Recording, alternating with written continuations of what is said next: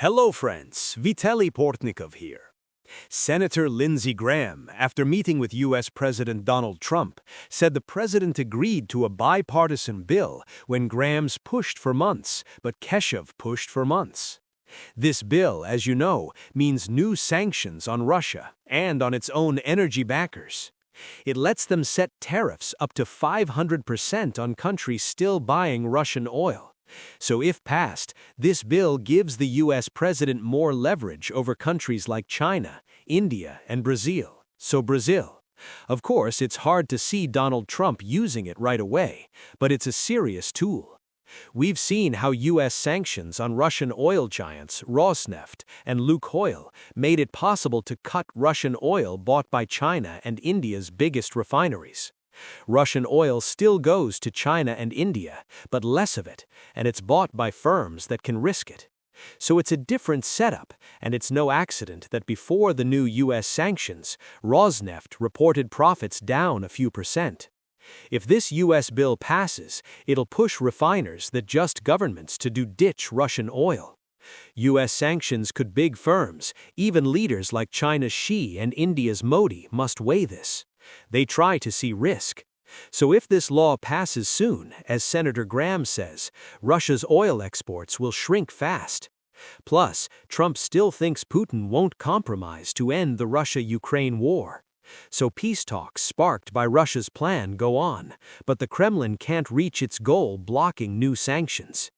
Remember, 28-point peace plan in Axios came just before the U.S. sanctions on Rosneft and Lukoil. Many think Putin's envoy, Kirill Dmitriev, leaked it. He and Yuri Ushakov wrote the peace plan for U.S. envoys Sekula Stratiev, Wexler, and Zopa, even Senkuksov and Jared Kushner. When the Russians offered their peace plan, publicizing its points in U.S. media, they hoped the U.S. president would veto PC-4K, which causes sanctions against Rosneft and Lukoil. But that didn't happen. Putin's tactics suffered their first major defeat in this pseudo-peace process. Now, after Trump's talks with Zelensky, Putin tells the U.S. president about alleged shelling of his Valde-Rushi residence, trying to slow the peace process. But U.S. intelligence informs the president that the Russian leader simply lied. Want to talk some puss in Milan? Trump confirms this to reporters. It's clear Russia is stalling peace, and Trump increases pressure on Russia.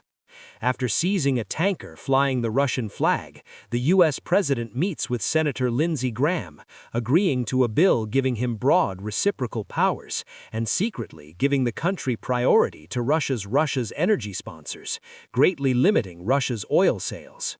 Now Putin must decide on his future tactics in dialogues with the U.S. administration. It's clear the bluff isn't working. The Kahyuka, the scheme where Russians negotiate with Americans to end the Russian-Ukrainian war, which it is, and to avoid scaring Putin, Trump will refrain from new sanctions against Russia. That's not working. That Trump is realizing the only real tool in this peace process is to pressure the Russian president economically and destroy Russia's energy capabilities. The only verbal victory that in principle became an important stage for Putin in this imitation of the peace process is the refusal of Europeans under American pressure to give Ukraine Russian frozen assets. But along with this, the member states of the European Union have allocated $90 billion to Ukraine for the next 2 years, which creates opportunities for the survival of the Ukrainian economy, even under Russian attacks, even under Russia. Well, and the story with Russian assets is not complete, because Europeans allocated Ukraine money as a reparations loan. That is, so that Ukraine would return this money when Russia pays us reparations.